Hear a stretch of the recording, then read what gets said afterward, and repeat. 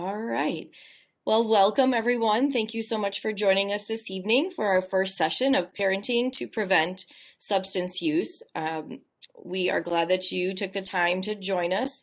And I first just want to introduce tonight's speakers that have joined me here tonight in collaboration with the School District of Waukesha and Elevate, one of our community partners that has partnered with us for several years in helping us with our AODA prevention efforts here in the district. I'm going to allow each speaker to introduce themselves and we'll get started. My name is Heidi Edwards. I'm an elementary school counselor for the Waukesha School District. I also have children that attend Waukesha as well. I'm Jason Trimborn, City of Waukesha police officer, currently assigned as school resource officer at Waukesha West High School. Good evening, everyone. My name is Michaela Becker. I'm the Youth Prevention Program Lead at Elevate. As Jody mentioned, we're a nonprofit that serves the area. Hi, good evening. My name is Becky Kozak, and I am the School District of Waukesha's Alternative Service Liaison. Good evening. My name is Jody Ebbinger Bentley. I'm a school social worker here in the district, and I am the AODA coordinator as well. Hello, my name is Becky Schwartz, and I'm a prevention coordinator with Elevate. Great. We appreciate all of our speakers tonight taking the time to prepare and be with us.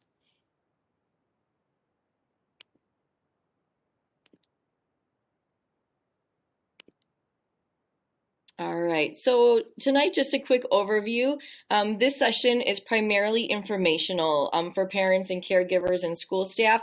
We're going to go over some current use data, both here in the School District of Waukesha, kind of comparatively with the state and some national data. We are going to go over current trends that we're seeing with youth and substance use and new products out on the market.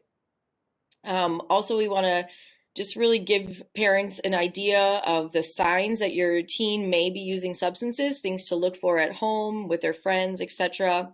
And then kind of compare that with, are they, is this normal, typical adolescence and growing up, or is there a reason to be concerned? Our Officer Trimborn is going to talk about just access to drugs, how to mitigate that, and then also do a little bit of show and tell of some products that we have seen here and he has confiscated in Waukesha. And then I'm going to finish up by just talking about really just how to start that conversation and what are some good things to say and best practices around how to talk to youth about drugs. Just a few reminders this evening. Please use the chat box, which is going to be located in the lower right-hand corner. You should be able to see that and click on it to open up the chat box. You should have access to write any questions that you might have during the presentation. So we don't want you to forget them or hold them to the end. Feel free just to put them in the chat box. Most likely we will be answering all of those questions during part 2 next week, as we will have a panel of district personnel, law enforcement, and Waukesha County Department Health and Human Services available to answer, the appropriate questions. Just so that you know, we are preparing a Spanish presentation covering the same information, and that will be available. We're looking at a session for September of 2021 in the fall. If there are any any issues with the video or the sound and you don't believe it's on your end and it's on our end, please put that in the chat box as well so that we can address that and make sure that everyone can hear appropriately. All right, and without further ado, we're going to turn this over to Heidi Edwards to talk about some of the data we have. Awesome. Thanks, Jody. So yeah, we're going to look at some of the current use data, not only within our community, but also compare that to across the state and across the country. And this data was collected through a youth risk behavior survey that was conducted in the spring of 2019. And it really tries to measure what are some of the risks that some of our youth are taking. And in particular, we're going to pull out data around substances.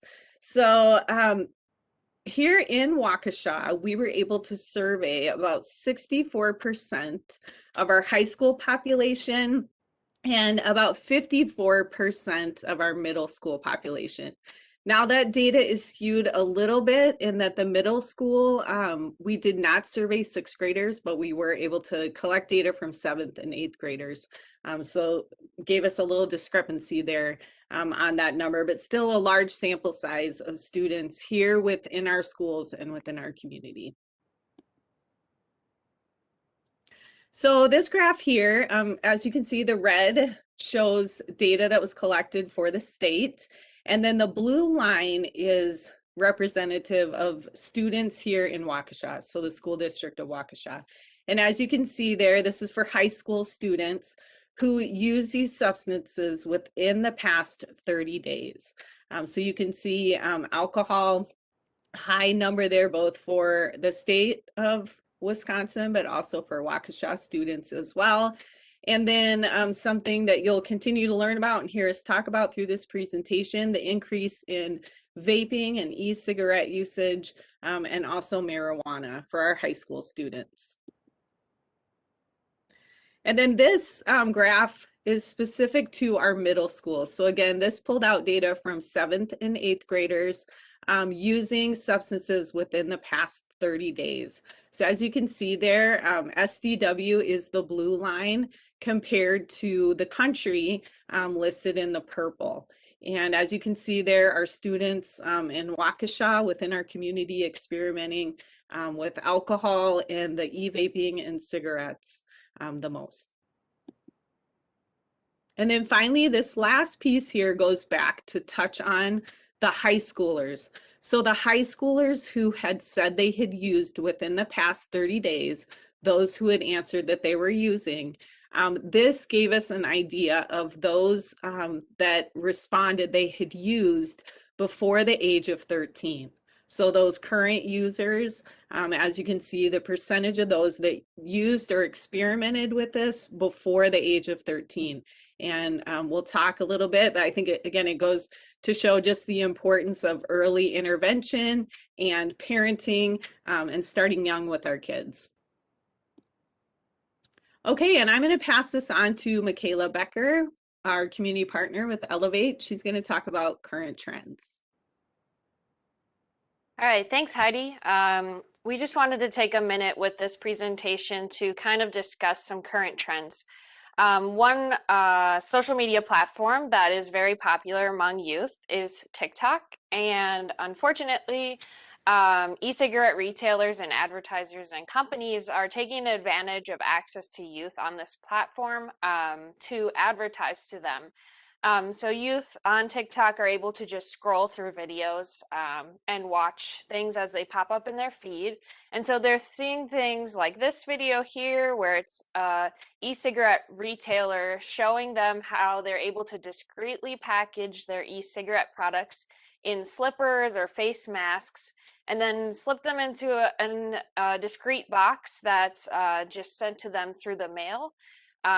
The other problem we're seeing too is that youth are able to purchase e-cigarettes online without being asked to verify their age. So in this video, a retailer is actually giving a how-to video on how to order e-cigarettes online without having to verify that you are of age to purchase them. Same thing on TikTok. Companies are using TikTok to advertise to our youth, showing them all the different flavors that are out there, the deals they have, kind of glorifying their use, those sorts of things. So these are all coming through on TikTok users' feeds. So our youth are being exposed to these products every day. Along the same trend on Twitter and TikTok and other social media platforms, youth are spreading the word that they are taking advantage of wearing masks to use their fake IDs or even not being asked for ID at all when they are going in and trying to purchase alcohol or tobacco products in person. So them wearing a mask maybe makes them look a little older or just hides the fact that they're real appearance doesn't match the appearance on their fake ID. in the vein of looking a little older, some youth are even taking it as far as dressing up in a trend called Tik Tok Grannies. This is where on the TikTok platform, youth are making videos of themselves dressing up to look older, going in, not being asked for ID because the mask hides their appearance, along with other accessories that they put on, and are able to purchase alcohol. And then also on TikTok, we've seen the Benadryl challenge. So some of you may have heard of social media challenges like the Cinnamon Challenge or the Tide Pod Challenge. And the latest one to hit TikTok is the Benadryl challenge. Youth are taking as many Benadryl tablets as is needed to hallucinate or trip out. They are then videotaping the whole experience. And we saw last September, an Oklahoma teen unfortunately died participating in this challenge, and 3 other teens ended up in the hospital. Benadryl is an over-the-counter medication that's used to treat allergies. Many of us probably have it just in our bathroom or somewhere in our home. And this like regular availability of Benadryl can give youth a false sense of security that it's a safe product at any dose. But however, when you look at Benadryl taken at very high doses, it can cause confusion, hallucinations, involuntary movements, heart arrhythmias, trouble breathing, and it can even kill you. TikTok has removed any mention or post related to the Benadryl challenge, but it's a good opportunity to be aware that as this internet challenge or trend fades out, it's important to keep up with these sorts of things, and it's important to talk to our teens about what we may see other people doing online. Even if we think it might be fun, it's important to weigh the health and safety of our own selves before we participate in any kind of challenge that could put us at risk. The other kind of current trend that I wanted to bring up is if we were having this conversation even just 2 years ago, I would be talking to you about how e-cigarettes were hitting the market, that Juul was the top leading brand of e-cigarette manufacturers, and that youth were using e-cigarettes like crazy. Since that time, 2 things have happened. The first is that the FDA banned pre-filled e-cigarette cartridges. They banned all the flavors except for menthol and tobacco. However, this ban did not cover disposable e-cigarettes, e-liquids, or refillable e-cigarettes. So what has happened as a result of that? 2 things have happened. So youth have switched from mint to menthol. And then youth have also switched from Juuls, so some of those pre-filled pods, to disposable e-cigarettes because they're still able to get those fruity flavors in the disposable e-cigarettes that they're no longer able to purchase in the pod e-cigarette forms. And we know that about 85% of youth say that they never would have tried an e-cigarette in the first place if it wasn't for those fruity flavors. So this is definitely something that's attractive to youth. We're seeing it in the data as well from youth. January of last year, we're seeing that 40% of youths report using disposable e-cigarettes. Still, about 1 in 3 are using Juuls, and then about 1 in 5 are using refillable systems. Another current trend is nicotine pouches. And so when we look at e-cigarettes and how they became popular with youth because of the flavors that they come in, and then also because of how discreet they are to use. And so with nicotine pouches, they're coming onto the market and they have all the makings to be the next big problem. So they're pre-portioned little white sacks filled with a crystal-like substance that contains nicotine but not tobacco. Similar to chewing tobacco, the user of a nicotine pouch puts the pouch between their lip and gum, and the user's saliva mixes with that pouch to create a nicotine juice that is swallowed. With these nicotine pouches, there's no reason to spit, there's no smoke, there's no smell. So they're being marketed as the new discreet way to use nicotine because really only the user knows what they have in their mouth. How easy is it to just throw a mint in your mouth, and does anyone else really know what's in there. And so these are similar in that they're easy to consume without being noticed. They're also available in tons of sweet and fruity flavors, making them very attractive to youth.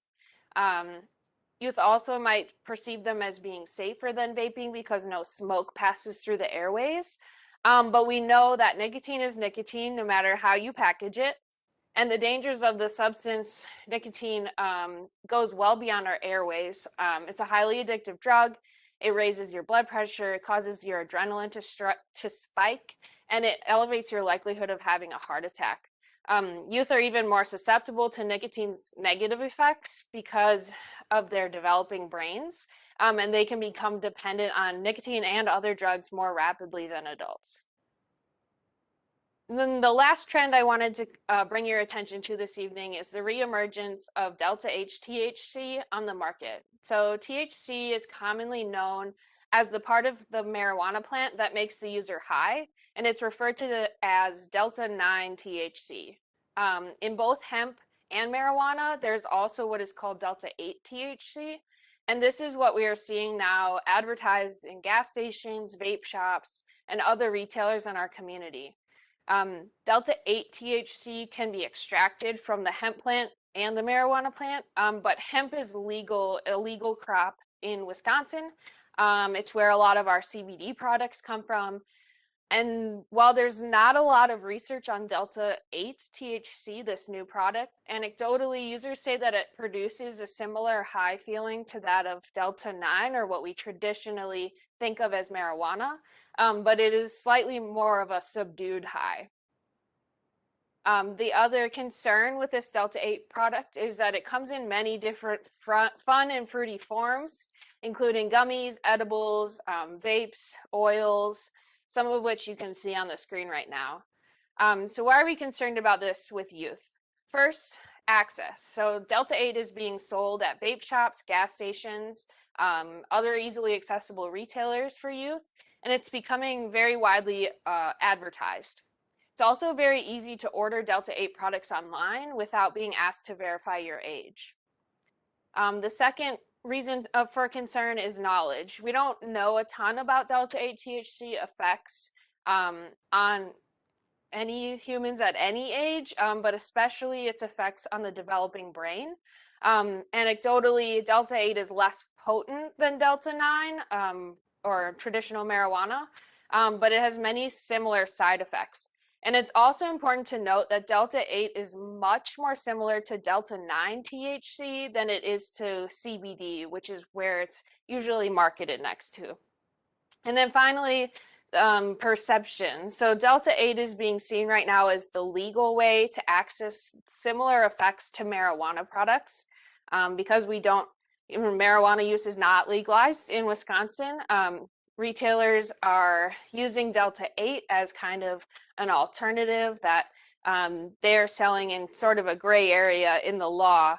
And these products are sold at common retailers like gas stations, alongside advertising for CBD products as being, those CBD products are marketed as natural. And so with these products being next to them, youth may perceive the product as safe. And then I'm now going to turn it over to my colleague at Elevate. But before I do, I just wanted to remind everyone that if you do have a question, as Jody mentioned, if you want to put it in the chat, we will be sure to answer it next week. So I'm going to turn it over to Becky Schwartz, also from Elevate, to discuss some of the physical and material signs of youth substance use. All right, thank you, Michaela. So like she mentioned, we're going to take a little bit of time just to talk about some of the signs of substance use that you may see in your home if your teen may be using a substance. So these signs don't guarantee that your teen is using a substance. It just kind of means if you suspect it, you should keep an eye out for these things.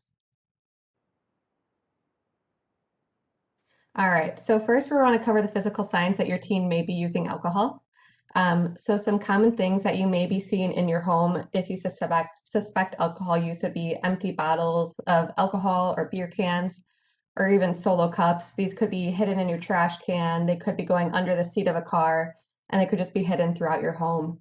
Another common thing, if you notice that your teen is being extra clingy of a water bottle, you may want to take an opportunity to kind of smell what's inside the water bottle, make sure it's truly water in there. Other than that, too, if you notice that their water bottle is a tinted color and you suspect use, it may be a sign that they're trying to use that tinted water bottle to cover up the true color of what is in there.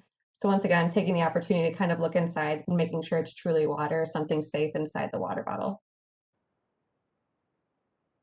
All right, so next we're going to go over some evidence of prescription drug misuse. So some of the common things you may see is if your family has prescription drugs in the home, you may notice that your prescriptions are running out sooner than they should be, or that they're disappearing altogether. Another common thing that you might see is the prescription bottles with the missing label on them. And if they have the missing label, this could just be the teens are swapping the prescriptions that are in there, and this is just their way of covering it up. But according to the Partnership to End Addiction, about 90% of prescription drug misuse starts in the teenage years. So it's never too early to start monitoring prescription drugs in your home and to start having conversations with your teen about prescription drug misuse. All right, so then with vaping, if vaping is something you suspect, you might start seeing more chargers, e-cigarettes, disposable e-cigarettes, and e-liquid bottles. So on the top left row of photos is examples of e-cigarettes, and in the bottom right is examples of disposable e-cigarettes. So as you can see with them, they're starting to look more discreet. Some of them are looking like USB drives. And these products are always being modified to look more discreet, so it's easier for people to hide their smoking. Also with the chargers, you notice that they can now be charged in laptops, so it just is continually making it easier for teens to be able to hide the use of e-cigarettes. So next, with evidence of marijuana, some things you might see are dab pens, and that's pictured in the lower left corner. And the dab pens are just used for handling the marijuana concentrate. Some other things you may see either hidden or in plain sight would be rolling papers. And rolling papers are just used for the rolling of joints. And then another common item you might see that your teen has is a spice grinder. As we all know, spice grinders can be easily picked up at any sort of convenience store, but what they're using these for is to break down the marijuana to make it easier for them to roll. All right, so then in this next section, just kind of a little heads up, we are going to be going over some common places of where teens may hide either alcohol or drugs. So if you're in a room with a teen, you may want to step out of the room just so we're not kind of sharing information with them and giving them ideas on how to hide possible drugs.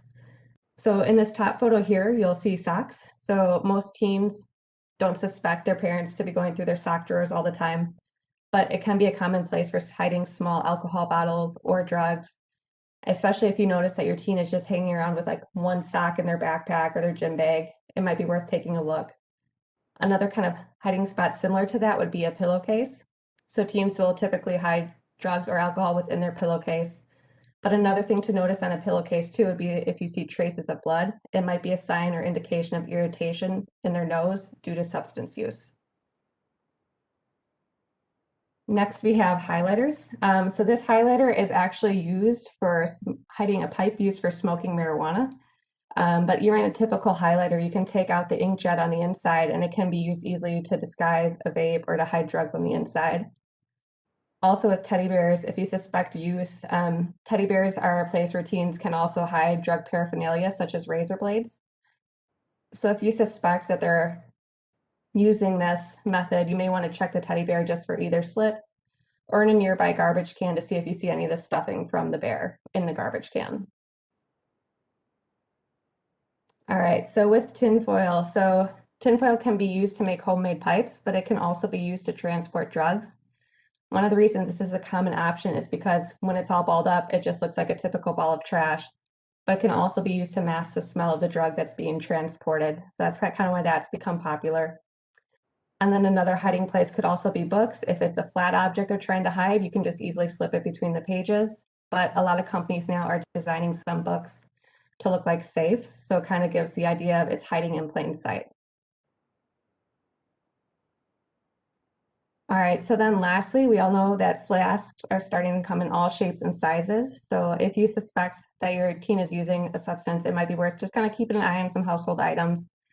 This flask you see here on the left is actually disguised as a tampon, but you can also find flasks that are made to look like umbrellas, ties, sunscreen bottles, and much, much more.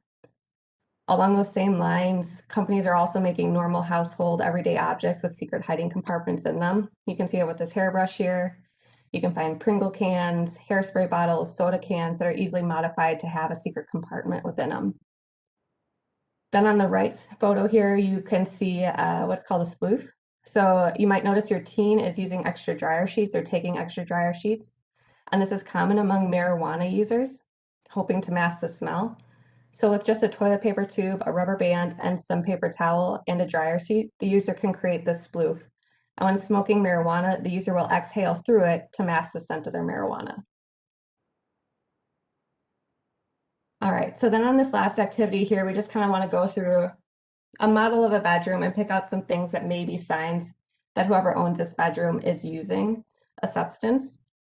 So the first thing we notice is that we have posters and clothing that are representing of a substance. And like I said before, this is no guarantee that your child is using a substance, but these forms of posters are glorifying the substance, so it may be a perfect opportunity to prompt a conversation around substance use. Next, under the shirt, we see a can of air freshener. Air freshener is typically used to mask the smell. Teens also use incense or body sprays or candles to try and mask the smell of either alcohol or substance use. Then under the bed, we see a bag of snacks. So typically when somebody is beginning to use a substance, it tends to change their appetite or increase their appetite. So if you notice that they're keeping more snacks in the room or it's changing, it just might be worth prompting a conversation. Then in the backpack, you notice a pack or a bottle of mouthwash sticking out of the front pocket. Mouthwash is typically used to cover the scent of either tobacco or alcohol in somebody's breath.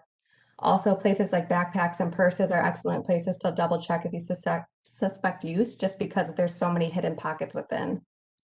And then right in between the two desks, you see a trash can. And the trash can actually has boxes of what looks like Advil and Tylenol in it. And if someone's misusing prescription drugs, they'll often take the prescription drugs and put them in a common over-the-counter drugs bottle in order to hide them.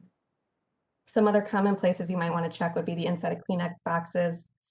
You may also see extra lighters laying around because they're typically needed for many drugs. You could see a teaspoon with burnt edges, which is used for melting pills or heroin. If they have flat surfaces and you suspect that they're cutting drugs, you could check and see if there's any razor marks on the flat surfaces. Otherwise, you could also look for eye drops if they're trying to cover up bloodshot eyes. So like I said, none of these are guarantees that your child is using a substance. It's just if you're suspecting it, these could be common signs that you could look out for. All right, so next I'm going to pass it over to our school resource officer, Jason Trimborn, and he's going to talk about things he's seen in the schools and access to drugs.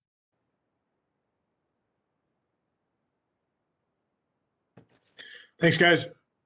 I want to take a second and build off of a lot of the information that Michaela and Becky just presented us, showing you some firsthand items that are commonly located in our schools. I'm going to start with nicotine first. We get a lot of different examples and the history here, but this vape device here is an example. It's a grape flavored device that is a disposable, single use, or use until it's gone type device, not able to be refilled, but still allowed because it's disposable to be a grape or a fruity type flavor. The next step up from a device like that would be similar to our Juul devices. This is a Enjoy brand that is a simple device. It has a USB charger on the end. It also has a cartridge that can be removed, and it is you'll see this is a menthol flavored cartridge. So this is after they changed the law and didn't allow mint to be flavored, but menthol would be the flavor of choice used in this type of device. This is another one very similar. This is a smoke device, also with a USB charger, also with a removable cartridge that would contain another nicotine substance in various flavors. These can also be refilled through the end cap, so it will be a more useful device to be reused over and over. Very similar to a Vuse device. So this is closer to the Juul, but also with a removable. This one is also another menthol fill, and can be reloaded with something that would look similar to this. A jar of, or a plastic bottle. This is an apple fruity mix. It's 5%, 6 milligrams of nicotine per fluid ounce. And something like this would be recharged almost like a butane lighter at the end of that cartridge and then refilled with a fruit flavor similar to the apple, or a grape flavor, or more of a traditional mint flavor. So that's an example of several different devices that are commonly used in the nicotine world. Taking another step to a trend that we're facing on an almost daily basis, depending on what's popular and who has access to it, is a rechargeable device similar to this stick. You'll see this stick has a USB charger on the end. It also activated with a button on the side, and it has a threaded end where a cartridge like this Glow Extracts cartridge can be threaded onto the device. So these devices separately don't do you any good, but while added together to the size of roughly a ballpoint pen, now it becomes a marijuana device, because this Glow Extracts is sold in other states where THC levels and access to Schedule 1 controlled marijuana is legal. So the Glow Extracts cartridge that's attached to this device would show up in a package similar to this that could be shipped and look like it's bought over the counter, and in some states it might be, but it is sent via the internet to a house, and now can be disseminated and distributed in the state of Wisconsin. So these are examples of devices that are commonly in our community, with kids having access to them. So kind of breaking down the information we got from before, where you see those pictures on the screen, it doesn't have a lot of context, but now seeing some of the actual devices and how they function when we're faced with them in our community. So now that we know a little bit more about what we're looking for and where to look, the question remains, where are teens getting this stuff? I think the simple answer is, where there is a will, there's a way. If someone is motivated, they can get their hands on anything. And this is only compounded by the fact that social media has given teens access to a much larger population than ever before.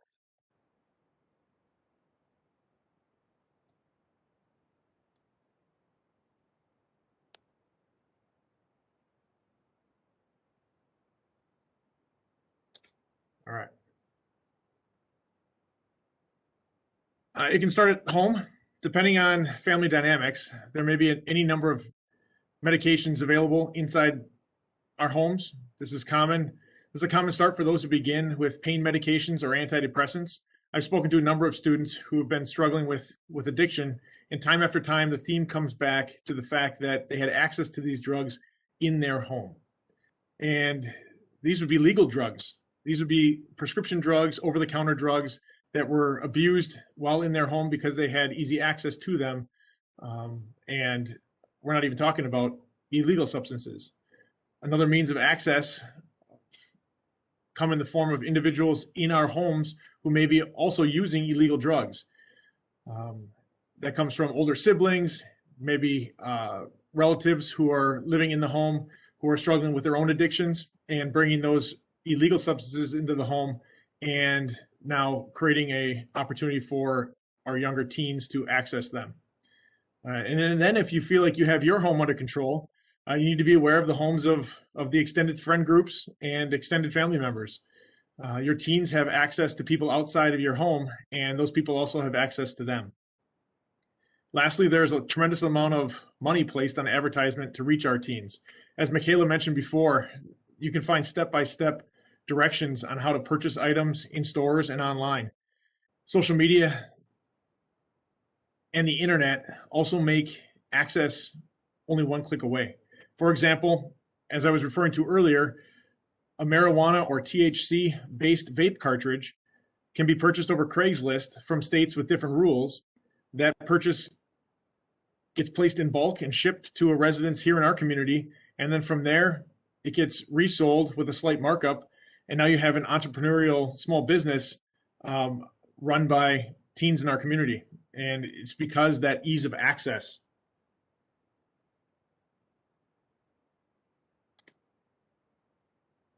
One simple solution to handle prescription drugs is to lock up our prescription drugs, lock up our other smoking devices. As adults, we may make choices that are different than from what we want our teens to make because of the way that their brains and bodies are developing. And one way to keep their access limited is by locking up devices that you may have in your home. Monitoring the amount of alcohol that you keep on hand and inside your home is also a key way to just be in the loop and be in the know when it comes to what's happening inside your four walls. Think about the efforts that are made to keep guns safe and secure inside homes. If we monitor and approach drugs, alcohol, and smoking devices with that same attention to detail and that same effort, I think we can significantly impact our teens' access. In addition to lock boxes, both the police department and the sheriff's department have drug take-back drop-off sites for medication that may be old or went unneeded during different times in your life. So if you have extra drugs laying around, that's a great way to reduce access and not have them on hand to be used inappropriately. So those are located in the lobbies of each of those departments.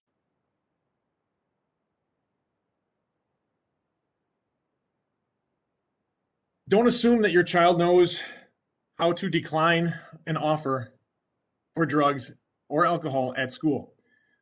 This is a skill that may need extra practice and support from home. For school events, be sure to know your child's plan pre or post event and talk to the parent or host of that party to find out what their expectations are. Make sure that their expectations are in line with your expectations for your student, for your child. Understand what is acceptable in their homes and have that honest conversation with your son or daughter and make it clear before you go down that road of putting them in a situation where they have to make that choice. Talk to your son or daughter about what they would do if a friend was drinking or smoking and decides to make a poor choice, like get into a car and drive. Prepare your teen to stand up for their own safety. Talking through scenarios like this could give them preparation they need to make the right choice in the moment.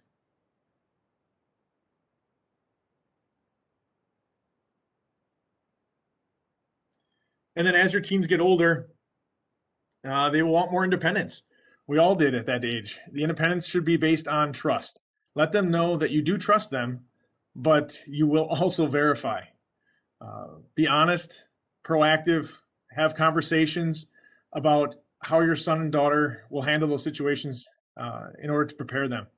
I'm going to turn over to Becky and Jody, and they'll talk more about how those conversations might look and how to prepare your students as they go forward.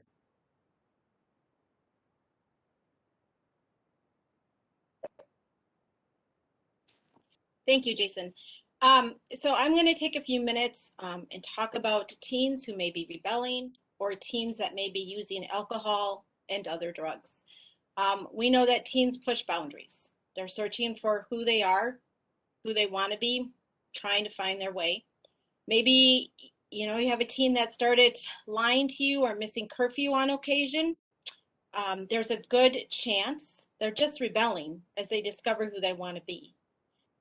As parents, we should be concerned if this new behavior of lying, missing a curfew, becomes a constant. It becomes the norm. We know every teenager, there we go. We know every teenager can be moody, can change their physical appearances, and be very secretive. However, if the mood, the emotion that they're sharing or exhibiting becomes persistent for an extended period of time, or if there's a detectable pattern, that is a concern. It's something that warrants a conversation. If their physical appearance changes, they're not showering, they're not combing their hair, they don't look clean, their clothing styles have changed, it's something too that you might want to look into. Teens are secretive. It's just who they are. When they start lying about where their whereabouts are and who they're hanging out with, when they're putting passwords on electric devices and kind of hiding those from you, hiding phone calls, hiding messages, hiding texts, those are all signs to be aware of. It's something to have those conversations with and try and figure out what's going on with your teen.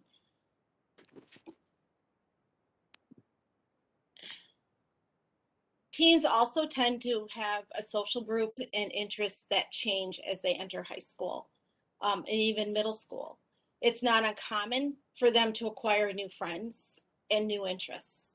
But when they want to keep those secret from you, they don't want you to meet their new friends. They don't want you to know what their interests are, what they're doing in their spare time. Be concerned.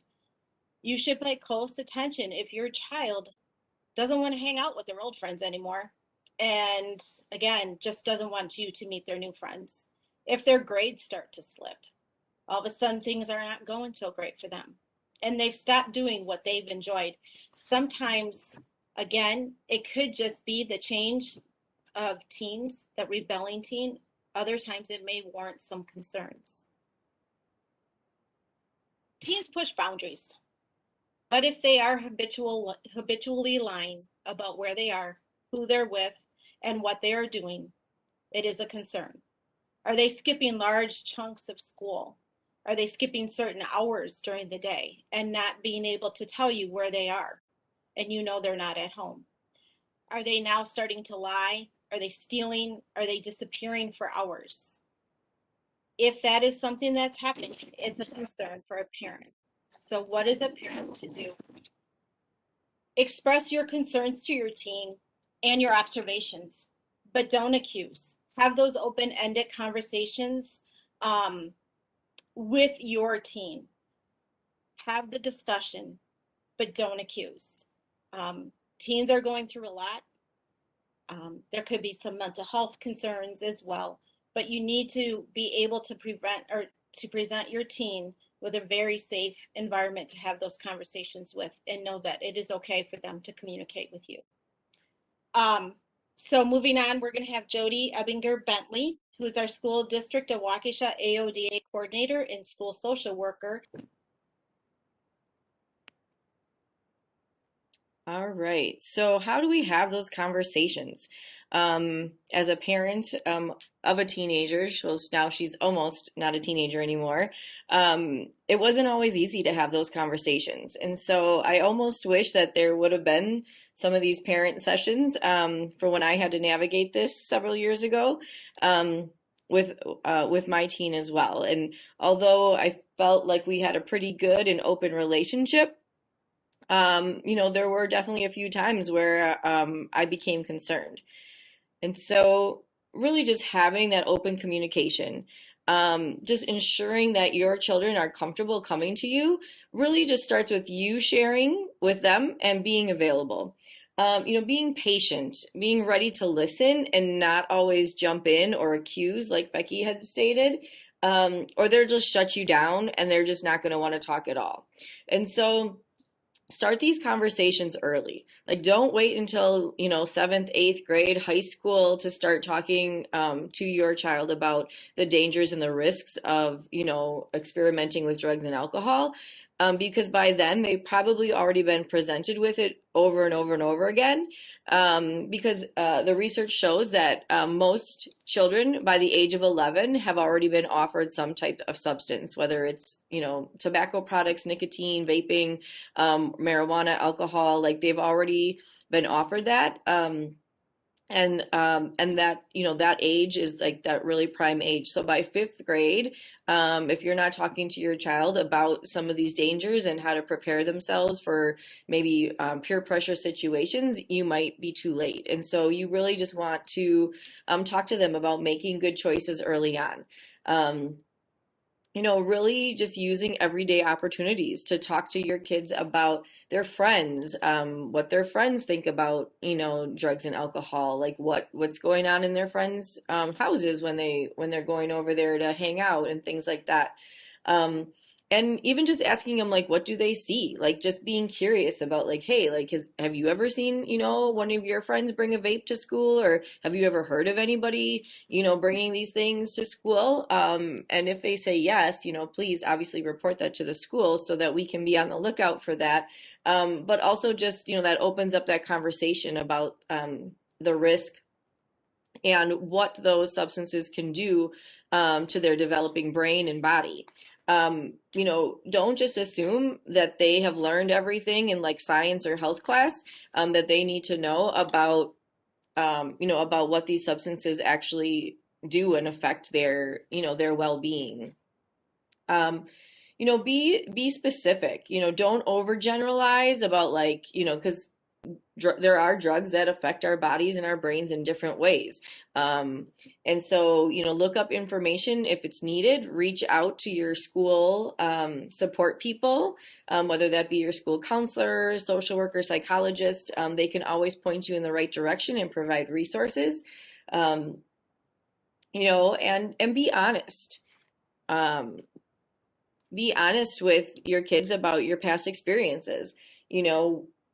Obviously we all grew up, we were all teens and adolescents at one time, and some of us and a lot of us made poor choices, and hopefully learn from them.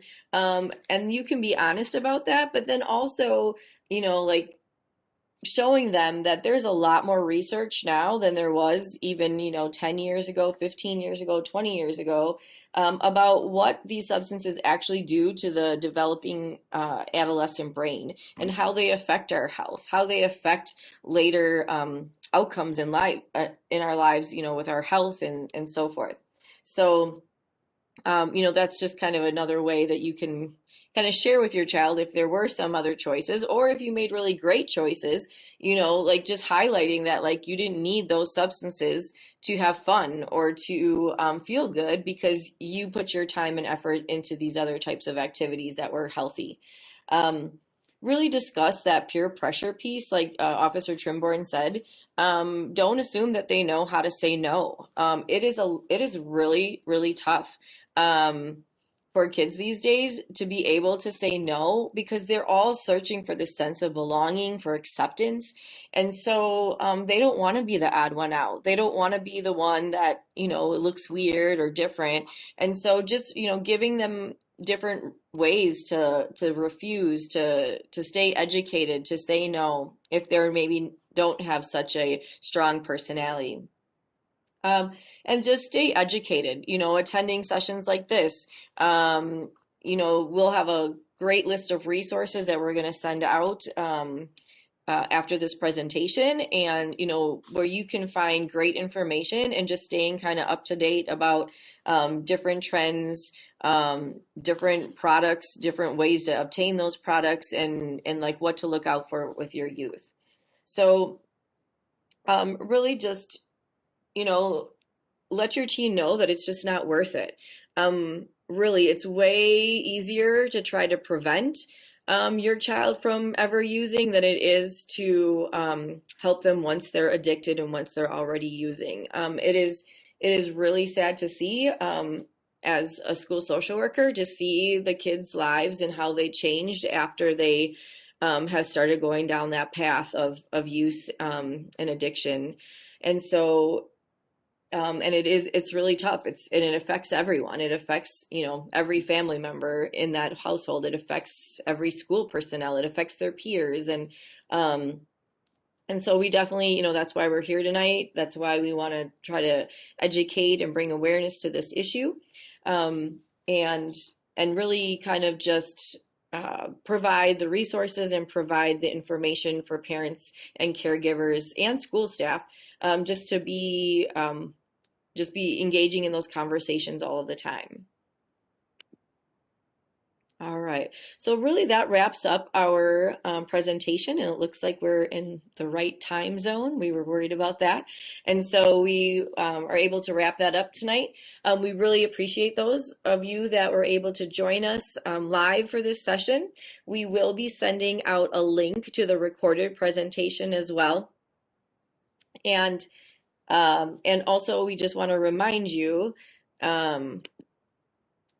that next Thursday at the same time, we will be doing part 2 of this session with more School District of Waukesha specifics. So we are going to have a panel, including our Director of Student Services, a middle school administrator who has been very active on our substance use prevention committee, who's going to really talk about some of the proactive approaches that are being done here in the district, specifically at Butler Middle School. We're going to talk about legal implications, and then we will have a guest from Waukesha County Department of Health and Human Services from the Adolescent and Family Unit, a social worker that is just going to share about what resources are available for families proactively, voluntarily, if they suspect that their child may be using or already has an issue with using drugs and alcohol, and also just kind of the process also if a child is referred to juvenile court for any type of violations or are arrested for offenses related to drug use or possession. So again, we really appreciate everyone joining us tonight. There is a link in our chat box for a survey that we would like our participants to take if you've joined us tonight, so that we can just get your feedback. There's also an area where that you can ask questions anonymously in that survey that we would answer during our next week's session.